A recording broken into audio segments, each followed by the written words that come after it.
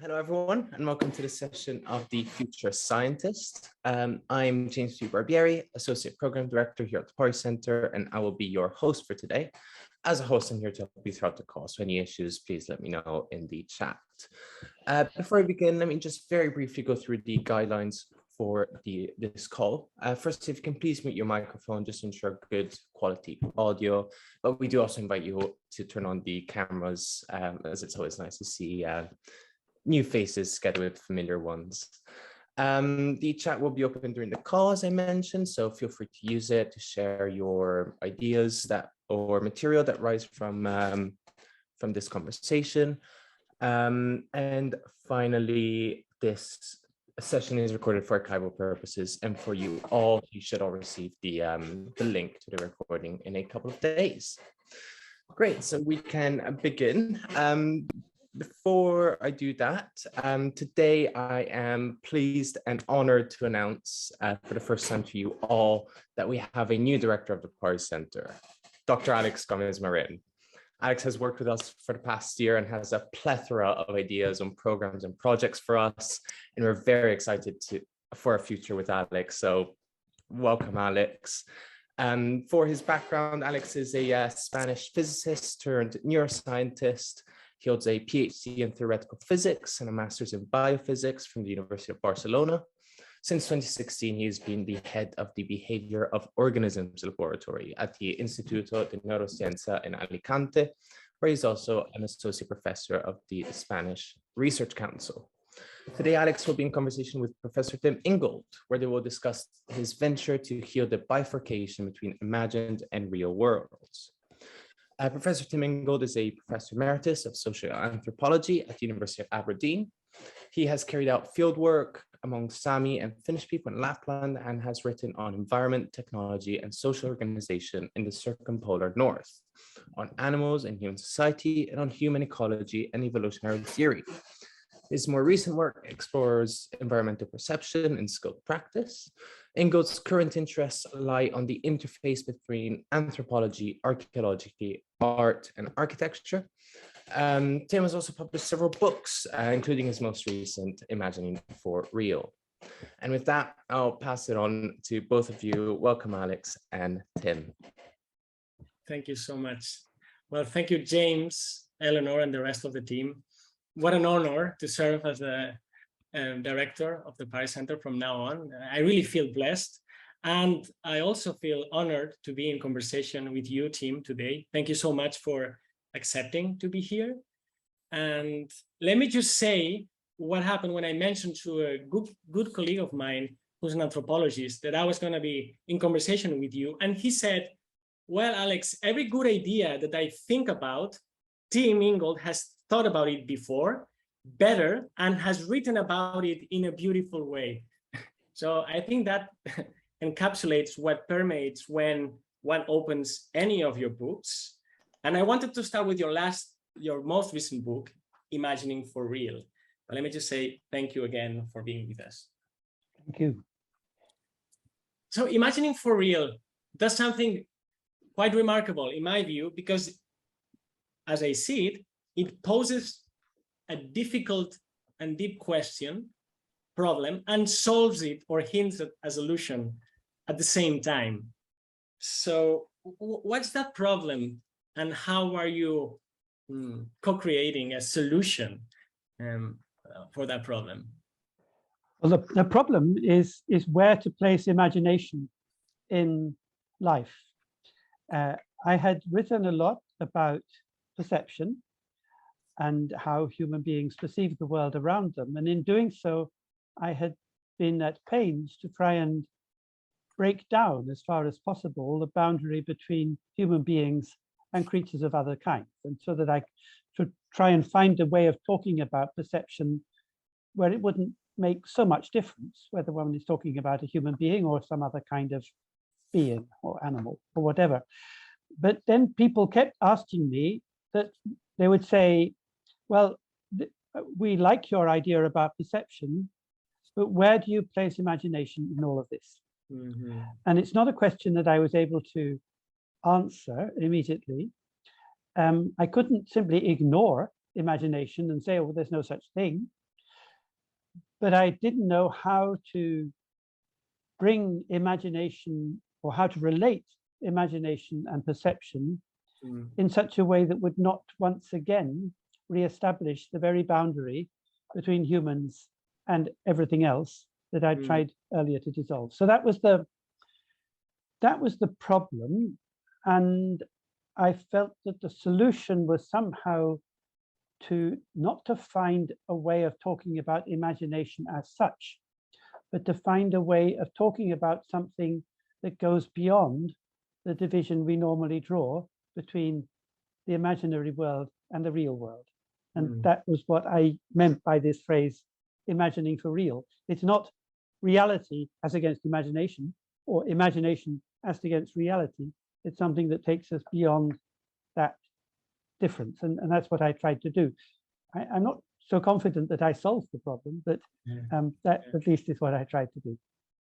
Yeah, in fact, while reading, I think it's the first chapter or maybe the preface of the book, you mention in a very humble way that, well, you make explicit what many scientists often don't, which is, in a way, your beautiful struggle with this. Like, I've done this, I've written about that, and here I have this problem, and I could not ignore it, as you just said. That's how I plan to solve it. And I'm not sure to what extent I've succeeded, but here it is. And I think, again, that way of presenting your ideas is very true to the processes of inquiry, which maybe brings us to another level of discussion, not so much about the content of the book, which we can continue, of course, discussing, but also about how we do science and how we tell the science that we're doing to our peers and to the rest of the people, right? I mean, the issue here is about how we, not just about how we do science, but how we write about it, and how we can write in such a way that the writing itself is part of the doing of it. I mean, part of the problem with established science is that you're supposed to do your experiments, find your results, you write up your findings, and the writing itself is like a kind of postscript. It's something you because with science the assumption tends to be that the truth is there to be found, and then perhaps you need words to try and explain to everybody what that truth is. But that's not something that I can buy into. It seems to me that the very process of writing is part of the inquiry. Yes, and you make explicit mention to a philosophy of becoming, which is, it's hardcore stuff, I guess, to explain, or at least one can get very sophisticated and technical about what is meant. But now you just mentioned doing the science, and also the title of your book is Imagining. So I like gerunds because they help convey this sense of process. Could you talk more about what's for you, what this philosophy of becoming offers, and how I'm also very interested, because I'm a great admirer of Alfred North Whitehead and Riverson, and I wonder how you manage to honor the philosophy of becoming in opposition maybe to being, but also, I suppose, because your writing is integrative, also keeping being there in its proper place. Yes, because it's absolutely not that it's one thing or the other. It's a question, I think, of ontological priority. I was reading Whitehead and Bergson in the early 1980s. At that time, I was trying to write a book about the concept of evolution and its history in anthropology and other disciplines. And I picked up Bergson's L'évolution créatrice, creative evolution. I picked it up by mistake, or I was looking for something else in the library, and I found this thing, and I thought, well, this looks interesting, I'll take it out. Nobody had taken it out for decades, so when I opened it, I started to sneeze because the pages were full of dust. And I was completely blown away by what I read. And that's, well, this guy is saying everything that I'm struggling to say, and I didn't really know what it was. That in fact he was putting forward a process philosophy, and that's what I was trying to get at, but I didn't quite know what it was I was trying to get at. But that was it. And so halfway through writing this book about evolution, it suddenly switched from being a fairly conventional history of ideas, exploration of the thoughts of Darwin and Boas and Tyler and all these people, to a comparison between Darwin and Bergson on evolution. And in the course of doing that, then I also picked up Whitehead on process and reality and read that too. Whitehead is a good deal more difficult than Bergson, but they're on the same page, and I got really excited by this. But the result was that the book I was writing at the time, it got nowhere. I mean, that people saw that I mentioned people like Whitehead and Bergson in it, and they simply threw it in the bin. They assumed that these were discredited philosophies and so on. And it was only later, in the 1990s and afterwards, that Bergson and Whitehead suddenly began to come up again, and people started reading them again. But I'd already got Bergson so much into my system that I was sort of thinking in a Bergsonian kind of way without even realizing it. But the key thing is that it's not do we think of the world as the world of being, or do we think of it as the world of becoming? The key thing is whether we say that becoming is ontologically prior to being. So the becoming of things is a condition for the being of things, rather than putting it the other way around, which is more conventional, to say that of course things become, but becoming is all conditional upon being. So it's a reversal of priority that really counts. And would you see that also as a choice, maybe as a decision, right? Like one can decide one's going to build, consciously or not, the whole one's whole system of thought on substance, and this in a way comes for granted, or one is going to reverse, as you say, that primacy. And when I wonder also when one does that, of course, what was a problem before? I mean, I see this clearly in because I'm a neuroscientist in the study of consciousness.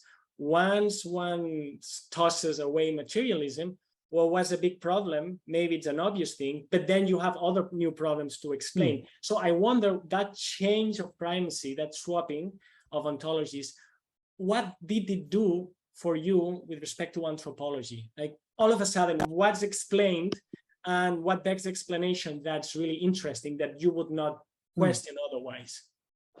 Well, the problem I'd run into in anthropology was the old one of dualism.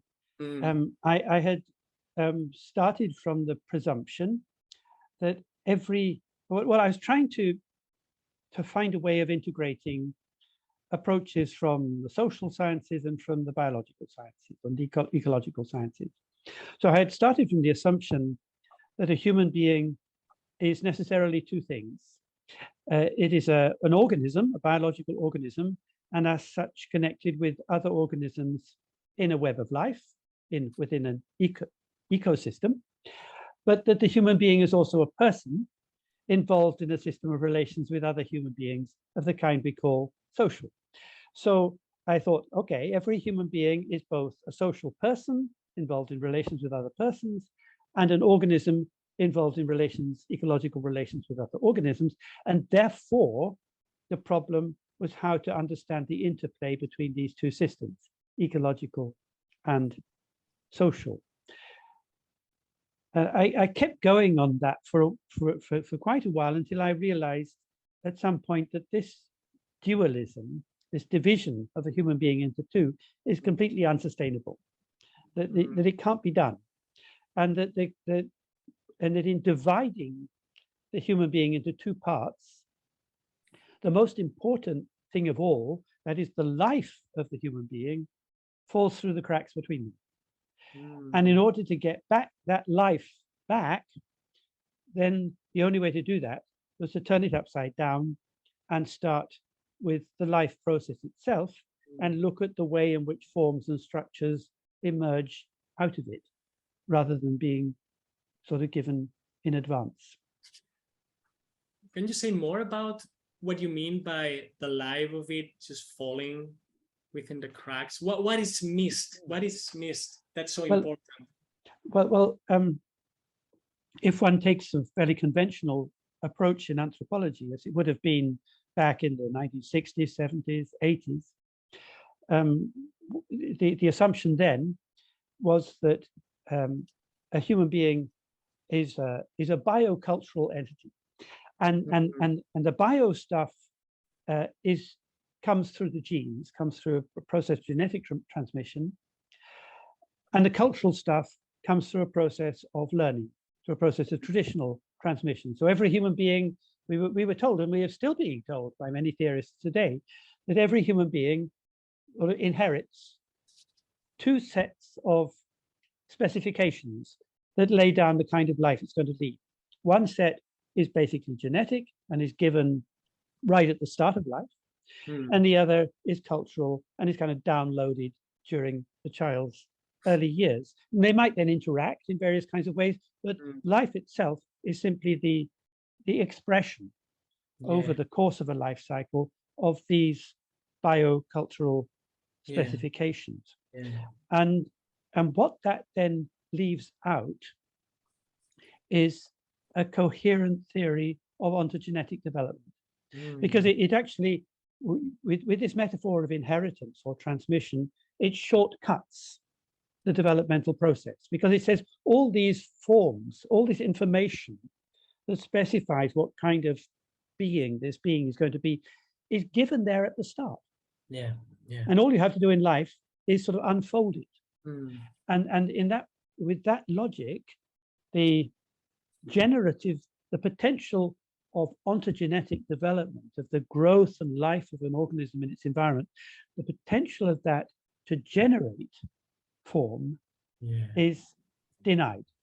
And with it, the very creativity of that life process. So that's why I thought that life disappears through the cracks, because the logic of inheritance or transmission short circuits it. It gives, it sets down information in advance of the processes that give rise to it. Let's dwell more on this, because first, this is not easy. Second, I'm very, very interested in this because I'm currently working with somebody precisely on what neuroscience misses when development is not taken seriously. But the challenge to me, and so I'm coming here real as a student of yours, as you're telling these things, is what's a proper notion of development? And I wonder, well, if you acknowledge genes and culture, and you acknowledge historicity, which is a very important element in the life sciences, often taken for granted because it's not very convenient to do our statistics, and we assume that everything else being equal, but that's never the case. So if you acknowledge historicity and development, there still seems to be an element missing, which is what you're pointing to, but I cannot see it so clearly yet. And I know this has to do with Bergson's duration and with the idea of proper time, and not just an unrolling of a carpet somehow, that it was all in there. So that's maybe how I think of it metaphorically. But please, let's do a third derivative on that, because I think it's very important if we could understand it. Well, maybe one can think of it this way, that development is a process in which an organism continually creates itself and other organisms around it. So that it's essentially a productive process, and where that differs from sort of classical ways of talking about development in neo-Darwinian theory, for example, would be to say that they would say that that development is an outcome of the interaction between genes and environment. Forget about culture for a moment. Let's just pretend we're dealing with non-human organisms, and they'd say, okay, we have a genes which have been downloaded at the beginning. We have a set of environmental conditions. Put the genes in an environment, and things will happen.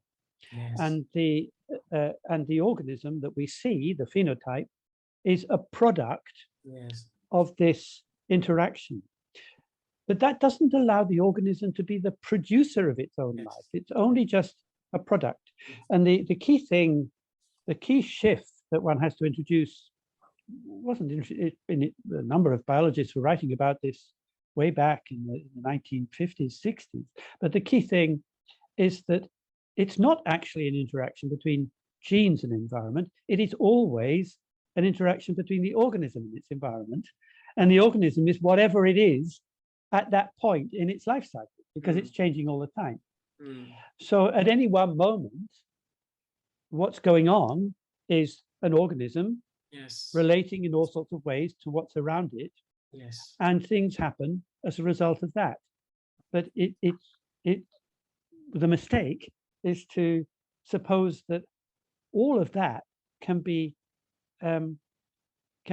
traced back to a set of initial conditions in the genes and in the external environment. What one's really talking about, of course, the environment isn't static either. So what one's talking about is a dynamic process that is continually going on, and it is creative in Bergson's sense, in the sense of continually giving rise to the absolutely new. And that's what Whitehead talked about at all. Also, Whitehead said that there are two sides to the evolutionary process. There's the side which involves organisms adapting to their environments. That's the standard Darwinian theory. And there's the side which he called creativeness, which is the continual upspringing of the absolutely new. And that's life. And that's what is then left out in a simple cause-effect argument of the kind that you find in classic Darwinism. But these are beautiful but hard to swallow concepts or principles in the way we've been brought up, right? Because what you're saying immediately evokes to me true agency, and the fact that I need to say true already betrays that many people may say agency, but then, you know, like teleology, not teleonomy, on all the surrogates, or creativity, like true novelty, or even subjectivity, again, true subjectivity of the organism, which, by the way, maybe has the danger to fall back into the Cartesian theater. But you see, these are big, how to put it, not even big concepts. Like if you embrace those, it's a big shift in worldview. It's daunting, right? It is, and it's difficult for scientists because they're not trained to think about these things. So if you try and argue these points with a practicing scientist, even if they have the best will in the world, they will eventually say, look, they'll say, I'm not a philosopher. I'm a scientist. I do empirical studies. I collect data. I analyze my results. And look of all these things I've been able to find out. So I've been able to do all sorts of wonderful things in terms of exploring these particular animals I'm interested in and the ways they adapt to their environment and all of that. Maybe on a fairly simple-minded philosophical foundation, but hey, who cares? That would be their view. And so stop trying to rock the boat with all your fancy footwork about becoming and the rest of it. And it makes it very difficult because whenever you challenge the philosophical foundations of scientific work, the response of the scientist is always to say, okay, where's your data?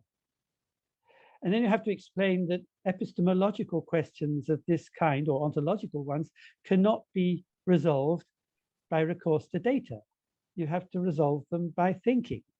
And that's not something that scientists are really very willing to do. So we have this peculiar spectacle in contemporary science of extraordinary precision in measurement and observation, with really poor, shoddy, half-digested philosophical foundations. It's odd.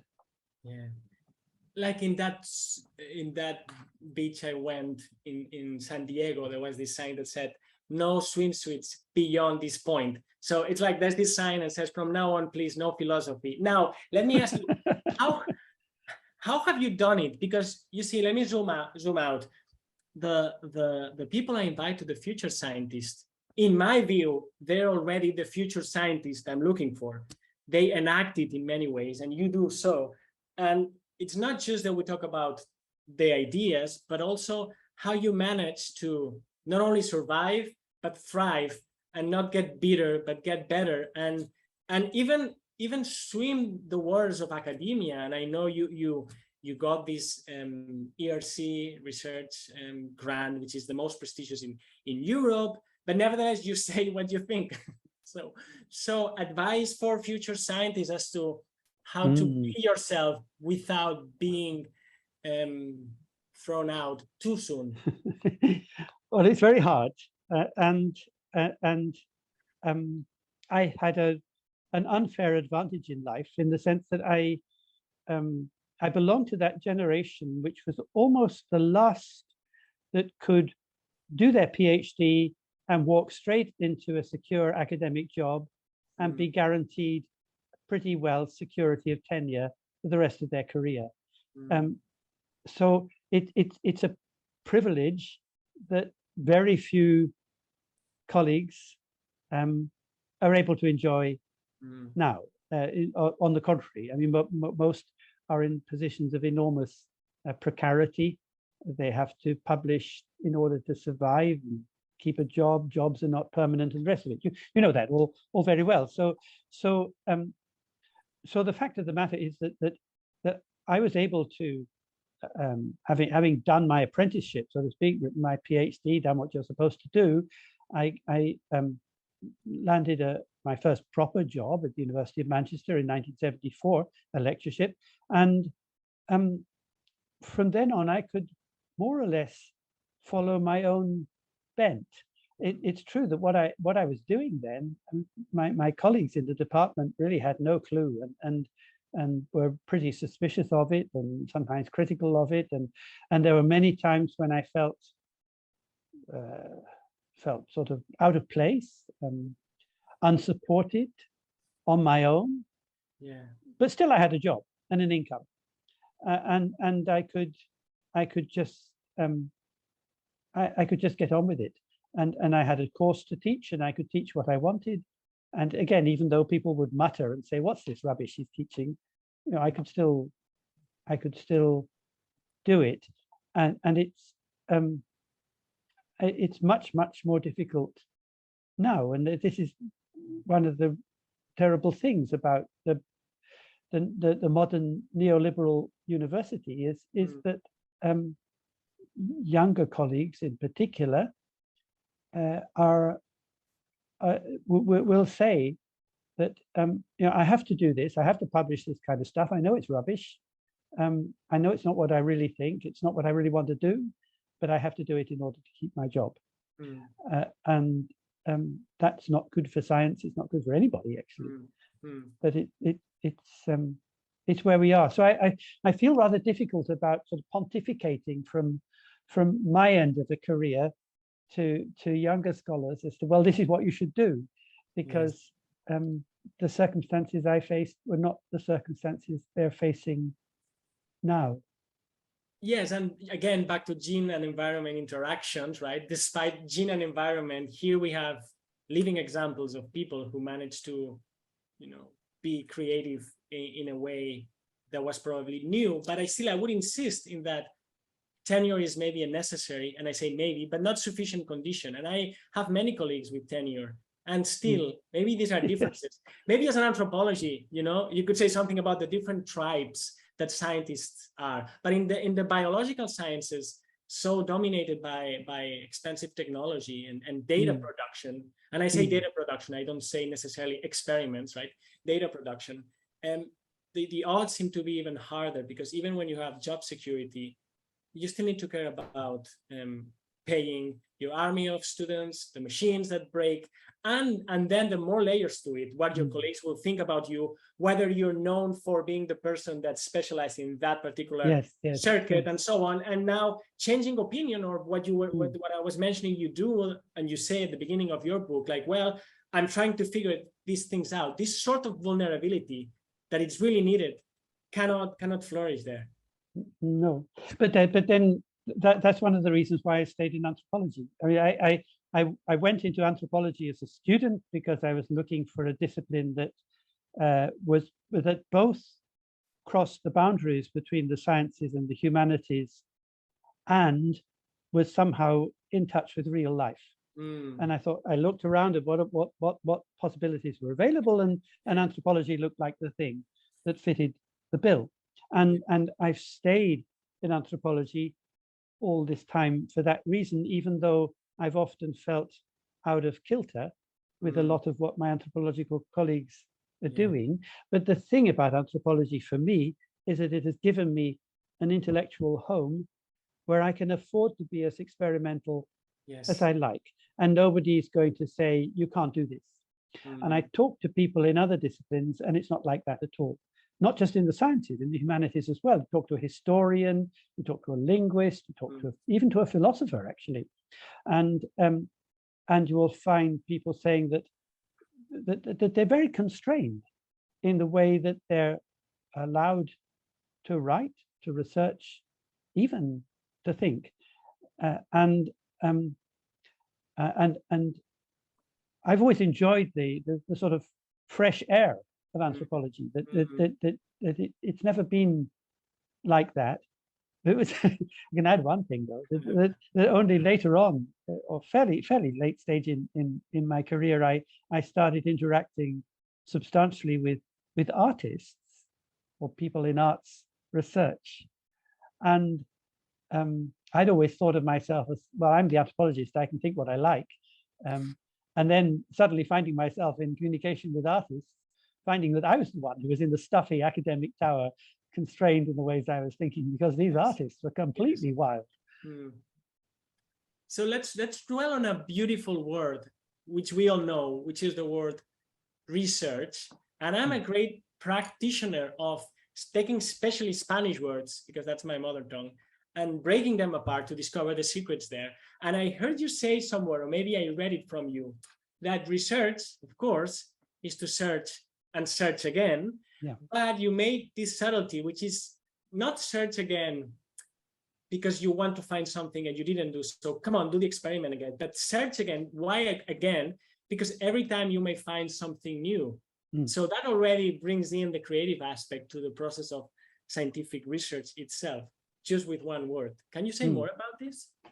Yes. I have written about this, the question of research, because it's a word that has been very much used and very much abused. In many parts of the world, it's associated almost with a kind of scientific colonialism, and people think that it's an awful word because it's the way in which Western scientists come along, stamp around all over the world, and treat everything else as an object of study. They would come to do research on you, and so it's a word that comes with a lot of rather difficult baggage, but and nowadays, partly for reasons of funding and institutional reasons, artists are having to say more and more that their inquiries are research inquiries, and so there's a challenge of how do we define research so that actually makes sense. That we're not expecting the artist to somehow pretend to be a quasi-scientist.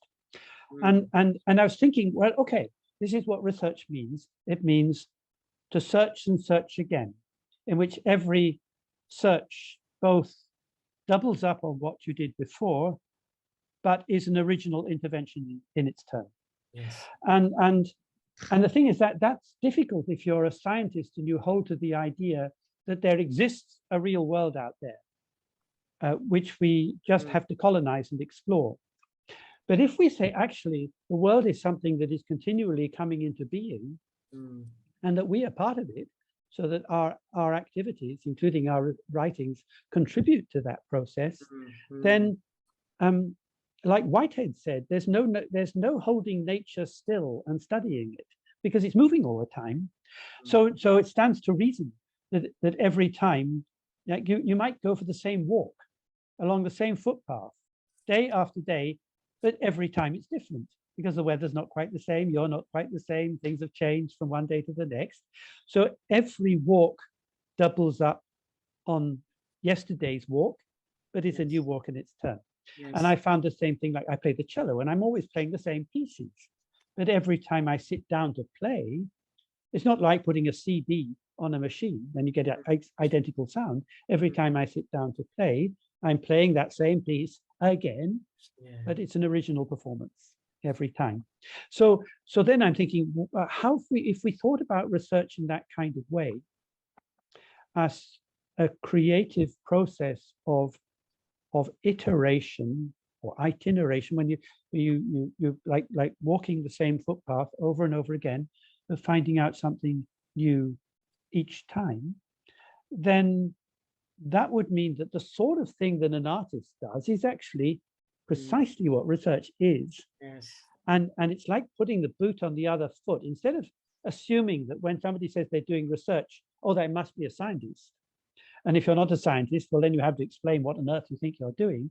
You should take, well, actually, the people who are doing research are artists. And it should be for the scientist then to explain how what he or she is doing could possibly qualify as research. Yes, you see, you're let me tell you, you're one of those very few healer of concepts. I find this throughout your work. I mean, you take a simple word and you let us know what that really could be, and that seems to be doing some healing work on the academia and on the world writ large. And so apropos of that, in Imagining for Real, you talk about creation, attention, and correspondence. And I wanted to particularly ask you about correspondence, and let me quote you here a brief sentence of yours so that you can help us unpack what it's in there, because again, I think it's important. That's what I intuit. So you're talking about relations of correspondence, and you say that they are neither between nor within, but along. So right. here you go. And this is very important, this idea of a longitudinal approach to things, because the model I have in mind thinking about correspondence, and by correspondence I mean not matching up one thing to another, but things going along together and answering to one another as they go. So the sort of the image I had in mind was what we would commonly call a correspondence when people write letters to one another. You know, I write a letter to you, and I wait to hear a letter back, and then I'll write another one, and over a period of time, Yes. we're exchanging ideas. But the key thing is that in the process, our lives are running along together longitudinally. Or if one were to take something like a choir or a string quartet, where you have a number of melodic lines, and think of where the players in the string quartet are not strictly interacting with one another, they're not going back and forth, but they are each one has their own particular line to play, and these lines are going along side by side and continually answering to one another in the manner of a conversation. Basically, a conversation is a kind of correspondence that tends to go on in words, and then there are all sorts of other ways of doing it. So the fundamental metaphor is of every life, not as a point, but as a line that is moving through time. And then if you think of each life as one of these lines, then imagine these lines overlapping and twisting around one another as they go. So my fundamental metaphor is that of the rope. You take a rope, the rope is wound from many strands. Yes. Every strand, maybe grass or whatever you're making the rope from, no strand is more than a certain length, but because as you go along, you continually introduce new strands as old ones give out, the rope itself can keep on twisting indefinitely. And what holds it together is the friction of the overlap of fibers.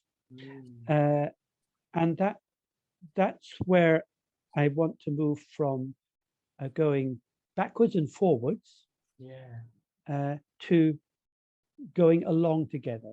So I've invented this word alongly. I really like this word along because of that sense of carrying on together and answering to one another as you go. And it's why I prefer correspondence both to interaction, which is back and forth, but also to this rather popular concept now of interaction, which is also back and forth, but it's sort of turned outside in, but it's still a back and forth movement. Yes. And so just to use one more metaphor, I mean, and that is actually comes from Deleuze, the metaphor of a river and the water flowing along between the banks of the river.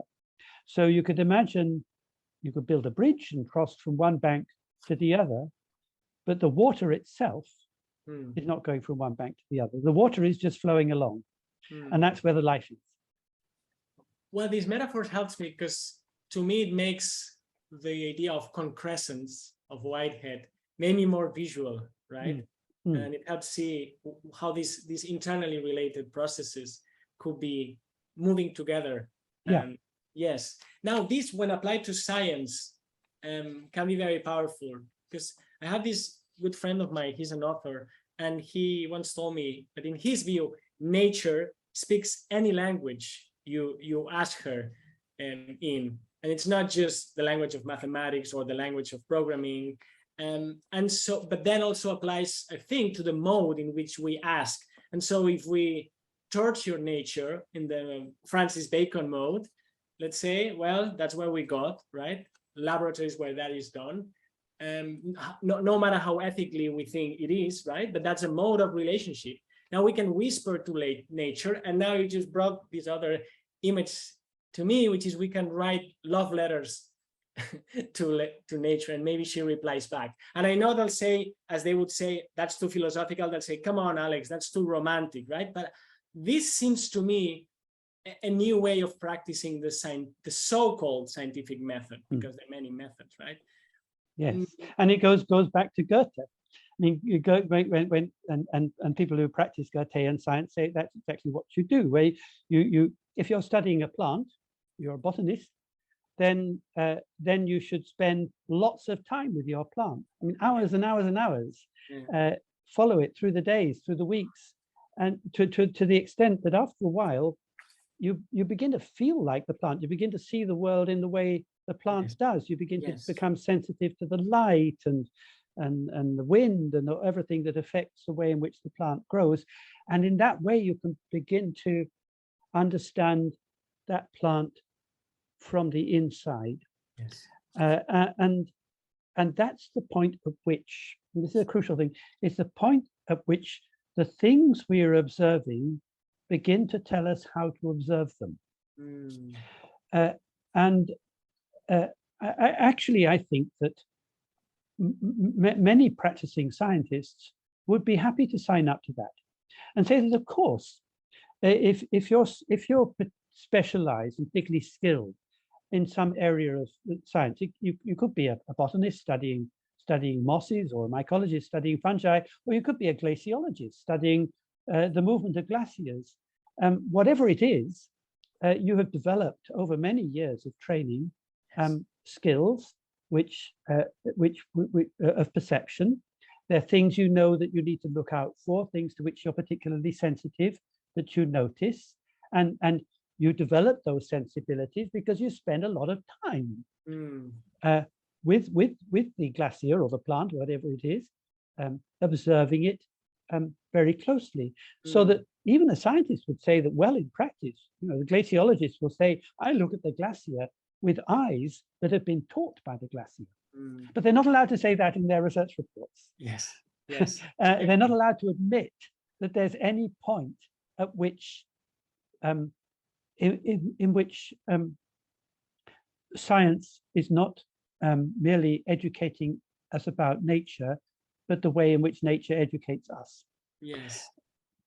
And I think we would do much better science if we allowed for and celebrated the existential fact that there can be no observation without a kind of participatory perceptual coupling of the observer with that which captivates their attention.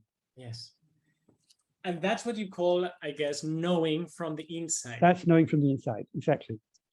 Which I originally thought, and maybe it's the same thing, but you'll help me clarify this, that you were referring to phenomenology. And we've had Michel Bitbol a few installments before to help us understand phenomenology a la Husserl. But it seems to me it's even more than phenomenology, or slightly different, maybe a brother, sister, a cousin of phenomenology, because it's participation. It's not just I am with myself, for instance, trying to figure out the structure of my own thoughts, which is necessary and great, but is this belief that one can actually enter into the things themselves, other things, a plant, another animal, your partner, right? Is that what you're proposing? The possibility, not even the possibility, the fact that this is done. No, it is. It is what I'm proposing, and rather than starting from a sort of basic philosophical skepticism, which is a normal point, that there's no way in which you can know what it is like to be a bat. Yes, that's the sort of standard approach to it. But we should actually go to the other extreme and say that look, we do actually share a world, and even in our own world, we recognize very well that in our own lives, that other people, our friends, our partners, our children,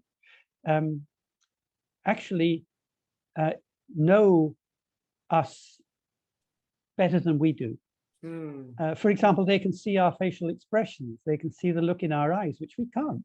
I mean, I can't see the look in my own eyes. I can't, unless I'm stuck in front of a screen like now, I can't see my own expressions, but other people can. And so this idea that somehow I have a privileged access to my own thoughts, which other people don't have, it's a very weird idea, and a lot of people around the world would not actually subscribe to it. So what I'm after is a kind of eco-phenomenology. I don't know, because the fact is that I haven't spent a lot of time trying to unpack Husserl or Heidegger or any of these other people and say, what did they really mean? What were they really talking about?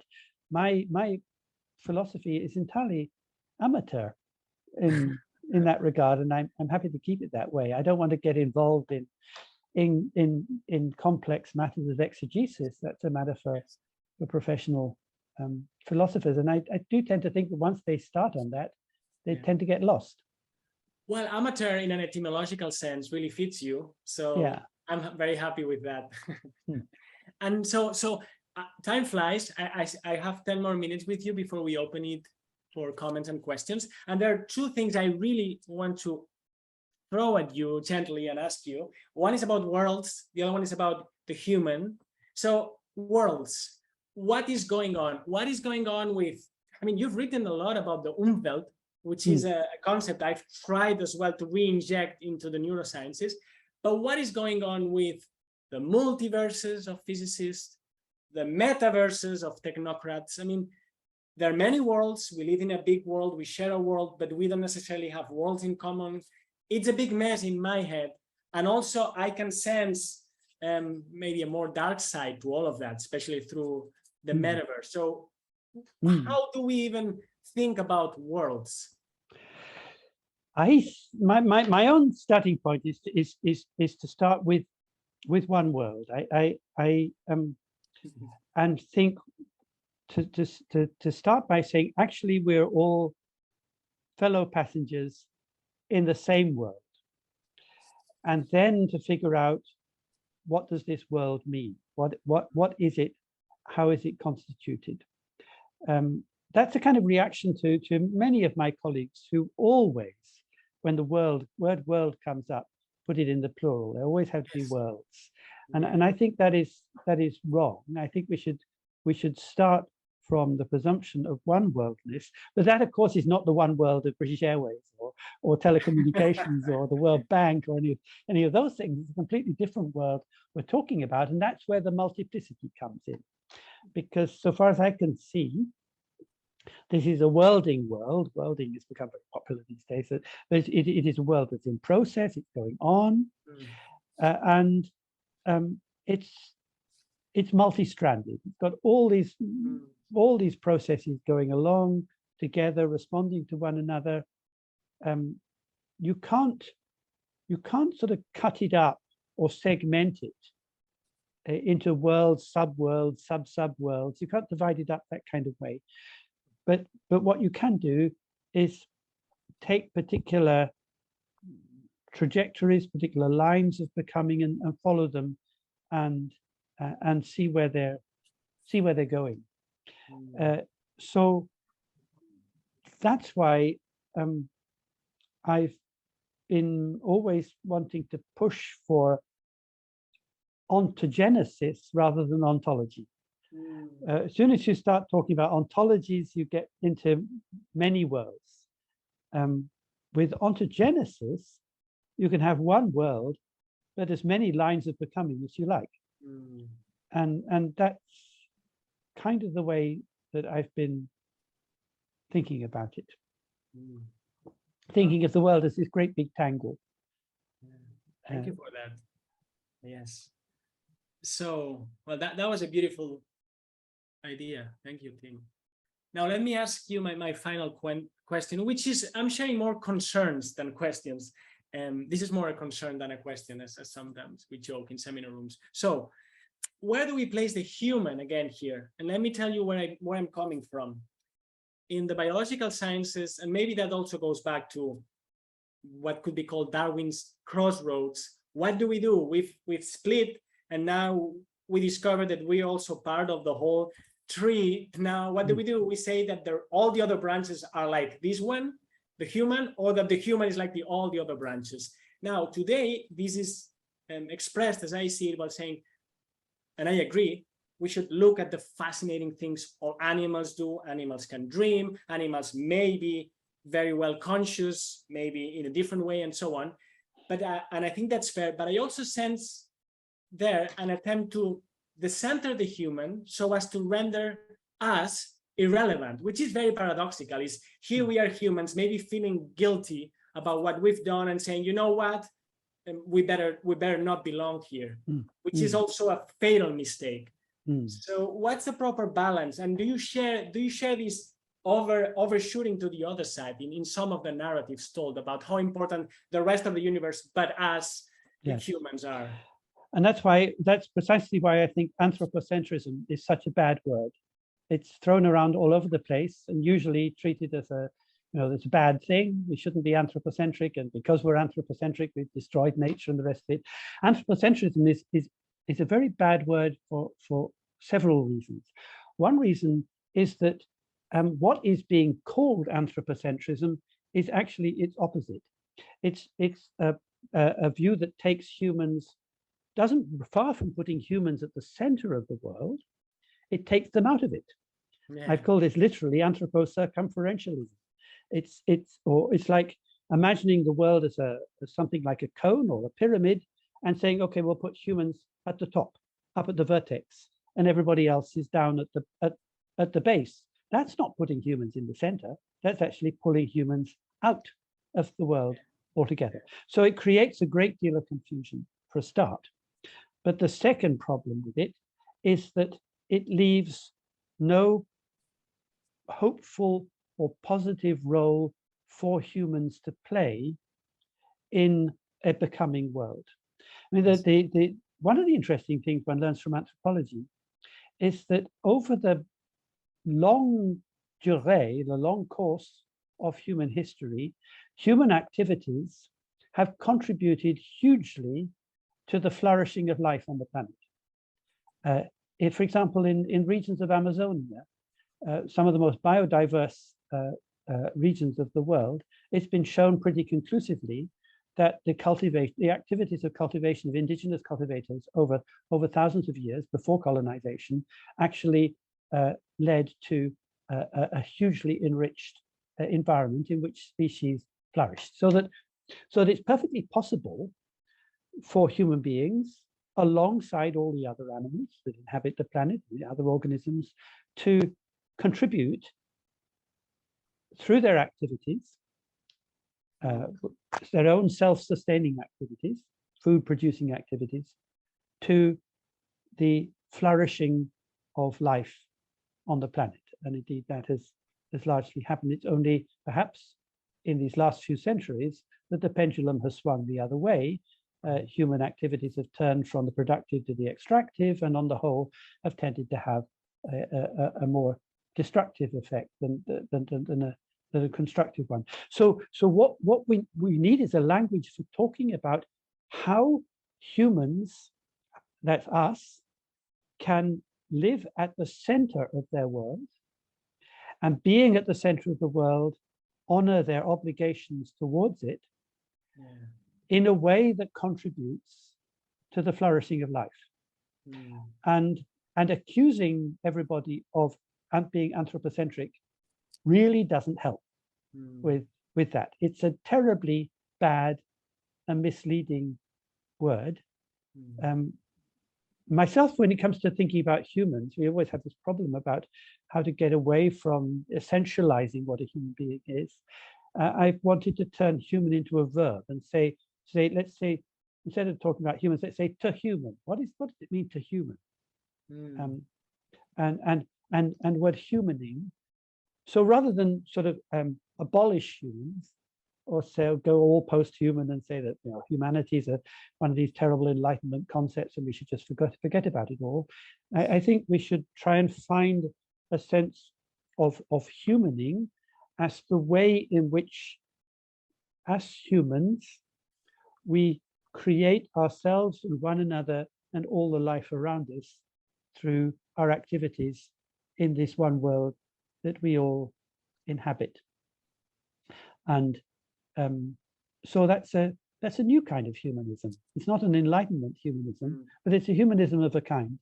And I think it's a hopeful kind of humanism, and that we're very much in need of a vocabulary, a language to express these sort of more hopeful ideas. Thank you very much, team. And actually, we're closing the Future Scientist series this December, and we're thinking of continuing along the lines of another one entitled The Future Human. So what you just said is actually sets the ground to think more carefully about that. Thank you so much for this conversation, team. It's brought me a lot of joy. I'm really honored. Thank you so much. Well, thank you so much, both of you, Alex and Tim. This has been such a wonderful conversation, and I mean, I was moved by it. I hope everyone did too. So we'd like to open now to everyone for a Q&A. To ask your question, you can use the raise your hand function, which is under reactions at the bottom of your screen, or you can write your question in the chat. You can write it anonymously directly to me, and I can read that out for you all. Just to start off, we had a question from the very beginning of this conversation, when we were talking about imagination at the very beginning. And the question was mostly about definitions. I know, Tim, you've written about imagination, but if you could make a definition or difference between what reality and imagination is. And that puts me on the spot, because I've really been resisting definition, and I think somewhere in the book I say I just can't give up that you can find all sorts of different ideas about what imagination might be, and I haven't really dared to settle on anything. And part of the reason for that is that it's a word I've never really felt terribly comfortable with, and we've inherited. We have to, in a sense, we have to make do with the stock of words that come to us, and so we have words like perception and knowledge and all these words that simply come as part of our received vocabulary, and imagination is part of that, and so we have to deal with it and make of it what we can. But it's always been a tricky word for me, largely because it has this word image inside it, and it immediately sends us off thinking that, well, it must have something to do with images, with representations, with pictures of the world, and that's not really where I want to go. I don't want to talk about it in terms of how we picture the world to ourselves. And the closest I get to it in the book is to say, by imagination, I mean the stretch of human life. I want to, and I come to think about human life. I don't know about non-human life. Let's just stick with human life at the moment, as somehow inhabiting a temporal stretch in which there's one side of us, a dreaming side, that's always shooting off into the distance, and another side of us, the technical side, let us say, that actually has to engage with the frictions of the material world that we encounter. And just to give you a quick example, I mean, imagine you're a composer, a musical composer. You're writing a symphony, and it takes it can take hours to notate a passage that in performance would last a minute. And all the time you're scribbling this as fast as you can. You're scribbling these notes down on the manuscript paper. There's a limit to how fast you can do it. All at the same time, your musical imagination is shooting off into the distance, and you feel all the time that you're caught in this tension between one thing that's shooting off in the distance and the other thing that is holding you back. And for many creative artists, this tension is what makes what they're doing so very, very difficult. But I think that this is a quite universal, let's say, a general feature of human life. It's about the temporality of life, not so much about representing things, about the way in which we feel stretched between an anticipation that's shooting off into the distance and a material engagement that is holding us back. And that's the closest I can get to it. That's great. Thank you so much. So just to open it up, we can go to Niels. Just as a reminder, if you can keep it a bit brief, just to be respectful to the other members of the audience. Thank you for sharing your ways of life. I really enjoyed that. It resonates with many things in my own life. And I come from a completely different viewpoint. I'm a structural civil engineer who, because of complexity in our calculations and non-deterministic structures and things, we needed computers. So I landed in computation, which I've been in for 51 years. And at one time when I came to England, I'm Danish, I got involved in transportation modeling. That's basically network modeling with lots of bits moving around and interacting with one another and that kind of thing, and flows. So what you were going through, I went through in the same way. I'm not a philosopher. I didn't know anything about philosophy. I was an engineer, and I got a problem. How do we deal with pedestrian in underground station and airports where there are lots of different activities and things? And you said the best thing for a scientist is to be out there where it happens. So my work happened in Hammersmith. So at lunchtime, I would go out and there were crowds of people. So you could just follow them and slowly emerged a picture of how to do that. So I fully understand the way. And yeah, I shouldn't trumpet my own achievements, but I did achieve something in terms of wholeness, because even as pedestrians, I recognize that we actually take in a much wider picture and intuitively, we actually do it subconsciously, not unconsciously, but subconsciously. And so I built that into my model so that every player in this game was an entity with their own mind and their own intelligence. And it started with just thinking about space. If you are a pedestrian and you know where you're going, you are looking for the easiest way there, perhaps, or for ways to study people on the way rather than etc. So there are many, and that ended up to be a complete system that moves in little bits and pieces in time, where everything runs in parallel, and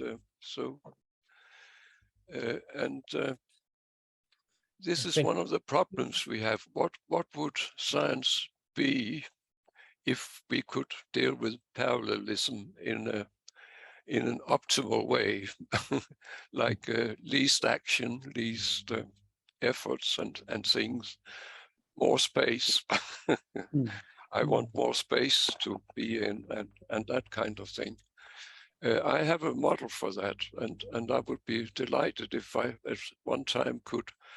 That I think it's appropriate for this session of the future scientist, especially after having listened to you. I think this is.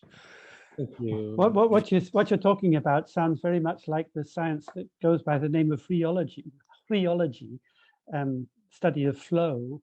Well, state. It is flow, but flow is movement of bits, isn't it? And it only becomes flow when you measure it. How many bits crosses this point in space? That's the problem. With a colleague, we recently did it was a special issue of a journal on the question of solid fluids, and one of the examples we used to talk about this was a big debate in the 19th century about the movement of glaciers.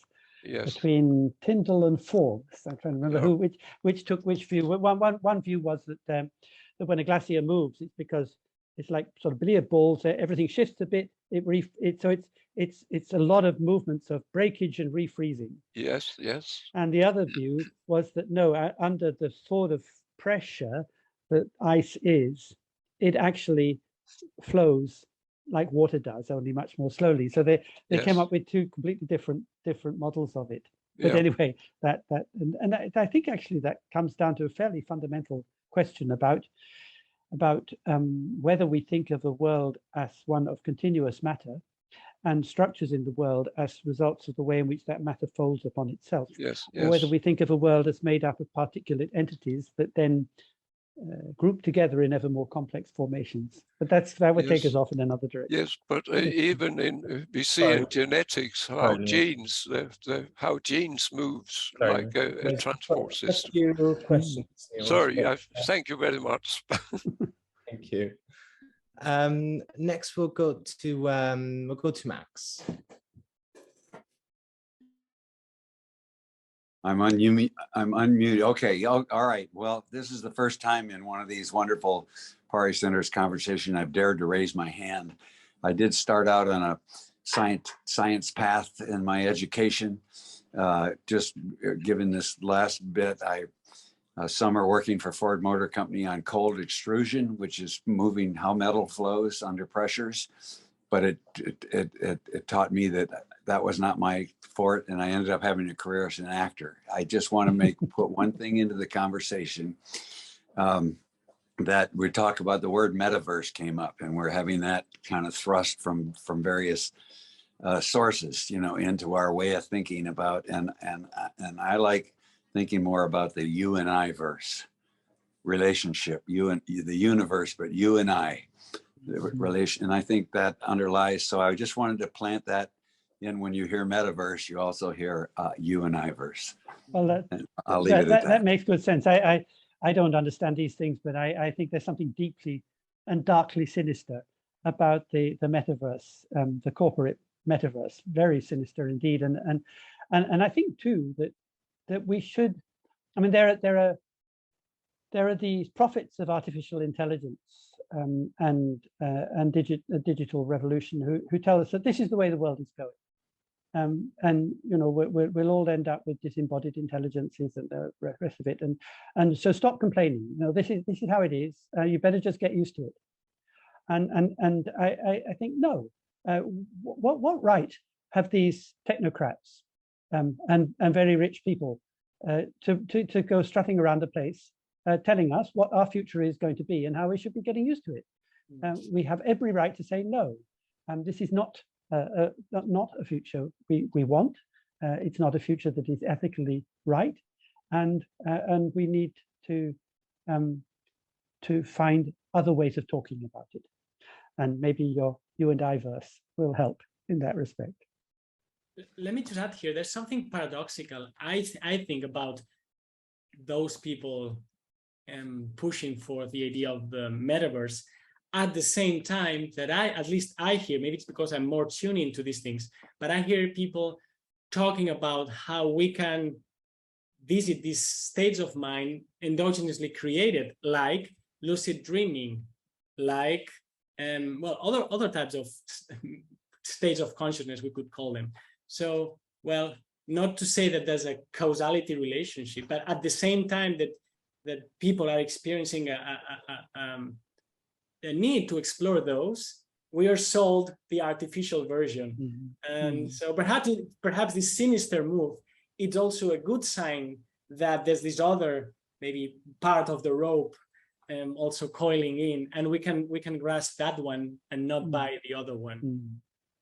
But my overall feeling is that the digital revolution is unsustainable anyway. It uses that much in terms of the demands it places on heavy metals, on energy consumption, on satellite technology. I don't believe it's going to last beyond 2130. That's my guess. I don't know what's coming after that, but the idea that somehow this is forever, I think, is for the birds. Interesting. Thank you, Max, for coming in, and welcome. Next, let's go to Beatrice or Beatrice. Hello. Thank you so much for your wonderful presentation. I'm talking from Milan, Italy. I'm an artist, and your description of the difference between researching in art and science really was an epiphany. And I'm saying this because much of contemporary art is actually drifting towards a traditional research understanding of this term. And just to bring an example, I remember being in a contemporary art space in Utrecht a few years back and looking in their library, and there was no text on, there was no kind of literature related with poetry or something that would not be strictly geopolitical or, let's say, analytical of our contemporary times. So my question to you is, what tips would you give to an artist to preserve the kind of capacity of resonating, corresponding, not being captured by this trends? I really feel misleading me. Yeah, it's difficult because I mean, every artist has to survive financially and get an income from somewhere. And the reason I think why many artists now have to present what they're doing as research is because that's the only way they can get the institutional support and the funding they need to carry on with their work. And it puts them in a vulnerable position because they then have to justify what they're doing, often to interests that don't understand what it is and why they're doing it. And an example, for example, is in so-called art-science collaborations. There's a huge amount of money in art-science collaborations, and scientists are very happy about that because they think the artists can be really good for their public relations. They can present the science in nice images that the public will enjoy and the rest of it. But they're not really open to the idea that an artist might challenge the epistemological foundations of what that science is doing, or point out its basis in colonialism or anything like that. And so I think it does put many artists in a very compromising situation, that that more and more, in order to get the funding and the institutional recognition that they need to pursue their work, they're having to commit to things that undermine the spirit of what they're trying to do. I don't really, because I don't really feel that I'm qualified to give any tips to artists, but what I do feel is that there's a real job to be done to explain to scientists why actually, in some cases, they could well listen to what artists are doing and learn from it, and stop thinking of art in this purely instrumental sense, that, oh, the art can help with our science, just maybe in terms of public communication or something like that. That there's really a job of education to be done to get scientists to understand what art is about and why it's really important and necessary in our present circumstances.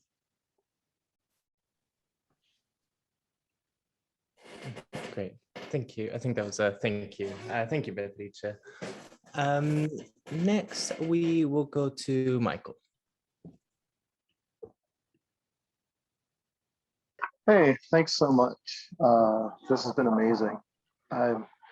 So I have a question about, because your background's anthropology, right, Tim? Timothy? Yeah. So any thoughts on the idea that the universe is inherently alive? I've kind of dipped into like the old, like pre-400 years ago, more towards like alchemical view, poetics, and just curious what you have to say on that, and thoughts on poetry as well. Yeah, it's a tricky one, because I think you can make an argument to say that it is like the whole universe is alive, and you can make an argument to say that it isn't. And the problem comes because we're making this one word, we're trying to get this one word, life, to do too much work for us. It's just a word after all. And we can use it to mean all sorts of different things. But what we can't do is sit down and say, this is what life is. It's a malleable, flexible, protean word, just as the things that we use it to refer to are malleable and protean and flexible. So it's really hard to pin down. So that we might say, for example, that that yes, if you think about life in terms of generative flows and fluxes of materials that give rise to form, why, that's what's going on throughout the universe, and therefore the whole universe is alive. But then you might want to say, no, what I really want to talk about is particular processes of ontogenetic development.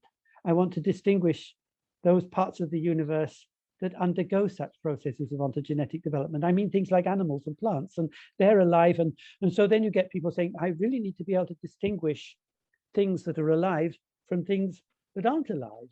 And these two things are not necessarily in contradiction, because what's happened is simply that that this word life has been shifted from one register to another and made to do a different job, and that's all right, so long as we're clear about the particular job in this discussion or that discussion, the particular job that we want this concept of life to do. And that means what we can't do is go around the place saying, this is what life is, and you'd all better believe it. We've got to allow that this is bound to remain a word that will be used multiply, flexibly, in different ways for different purposes, because otherwise we'll create unnecessary arguments for ourselves. Then part of the curiosity with it is do you think that if we went not more towards the life, but more in this flow, not looking at things as, oh, this dead stuff, that might be a possible way that we would be a little kinder to Oh yes, what we look at as the environment out there? Yeah, absolutely. I'm just throwing stuff out. That is to start. You mentioned poetry, and that is to start with yes. what I've called a poetics of dwelling, which is to start from the presumption that we are ourselves. Ourselves, like compost heaps. We are ourselves a mass of writhing materials that are interacting all over the place.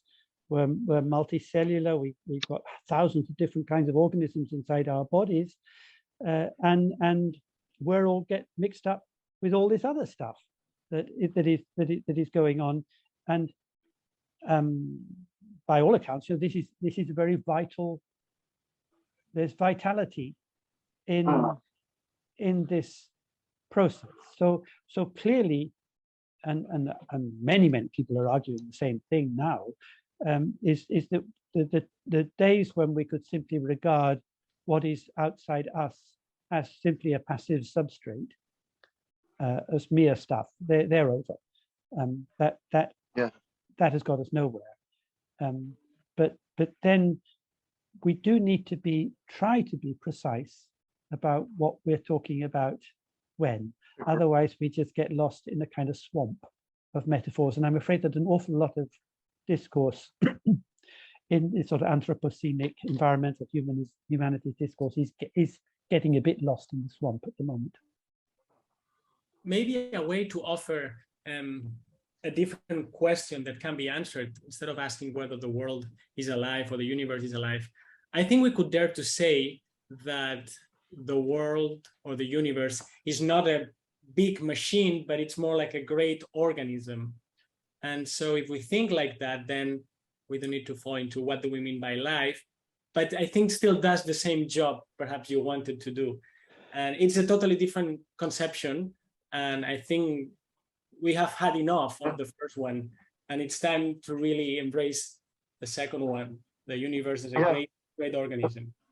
Organism would be another, like starting with everything and then it all kind of the arising of novelty is, as you mentioned earlier, which okay. My original background's engineering, so I have to understand the need to like some practicality. Thank you so much. Any suggestions on where to find what you just mentioned that flew by my mind? Is it in your imagination book or is it in another writing? Well, you might as well raise, I don't know. Try imagine it. Oh, I tell you what, there's a little book I wrote in 2015 called The Life of Lines. You'll enjoy that. The Life of Lines? Awesome. The Life of Lines. Thanks so much. Yeah. It's a little one, so it's short. Okay. It's fun. Awesome. Thank you, Mike. So we should have time for maybe one more question. So we'll go to Brenda. Thank you. Thank you very much. Can you hear me? Yes, very well. Okay. Hello. Thank you so much. This has been absolutely wonderful. I'm going to listen to the recording all over again. But I just wanted to revert back to your question about art and science. Now, I am actually a medical doctor, so I've had what we call a medical scientific training, but I'm also an art historian. And I completely agree with you. I found, as you did, when I started talking to artists, I found the world just opened up in a completely new way that was very energizing and very exciting. And I recently, your plea about teaching scientists to know more about artists and what artists do, the valuable work that they do, is a lot of people in medical schools, for example, for the last 20, 30 years have been introducing medical humanities courses to medical students to try and get them to think more like in a non-scientific way, which has become so reductive. And I, in fact, note that you've written books about perception. I actually invented a course called Perception in Art and Medicine, and I would show images, art images, alongside medical images, saying, you know, at a very early stage, use practically the same tools in order to try and observe and detect what is going on. Even without any art knowledge, we can still do all that, and to try and build confidence that you can actually do things without having specialist knowledge. And I just wanted to say that I really completely concur with your idea that scientists need to know what artists are doing and not have art as just something you go look at in a museum or something like that. It really addresses philosophical issues, a lot of the issues you've been talking about, and scientists need to understand that they need to do that too. So thank you once more, very, very much. Well, perhaps we should all just go back to recall Leonardo da Vinci, who, after all, was an artist and a scientist at the same time. It would never have occurred to him that there was any contradiction between them. Sure, I agree. Yeah, yeah. Well, I should say, actually, to follow up on that, there are many artists who actually do have other backgrounds, like in engineering and in philosophy and in medicine. And so there are a lot of artists who decide to go that particular route rather than stay with maybe their primary degree. Like our friend who spoke earlier, like he's an engineer, but he's also a poet and so on. So I think it's beginning to happen. Let's hope. Thank you. Thank you, Brenda, for coming in. So we do have maybe one more minute. So I was wondering if Tim and Alex, you had any final remarks to give us? For me, it's a big sense of gratitude for being able to do this with you and to have people come here like Professor Ingold and have these conversations. Thank you very much. Well, thank you too. It's been an honor for me and I've enjoyed it very much. Great. Well, Tim, it's been wonderful to have you again and hearing you speak. You always have such great knowledge and great insights, and everyone here has appreciated it, even in the comments, not only those who have come in. And of course, thank you, Alex, for leading this conversation. And we're very pleased to be working more with you in the future. Before we go, I'd just like to invite you all, if you have liked this conversation, just like to invite you all to have a look at our YouTube page, our YouTube channel, where we have all previous installments of the Future Scientists, such as conversations with Ian McGilchrist, Rupert Sheldrake, and the Michelle Whitball, which was mentioned during this this call. So yeah, so you can have a look there and subscribe to our channel, at least you won't miss any of the new installments coming out. And we also want to let you know that we are working on our autumn and winter program. We haven't announced anything yet, but if you have a look at our website, it should be out soon. With that, I'd just like to thank you, Tim and Alex, again. Thank you for everyone who has joined us today through your contributions, comments, or just by being there and listening. And we'll see you again soon here at the Power Center. Okay, bye. Thank you so much. Goodbye. Bye.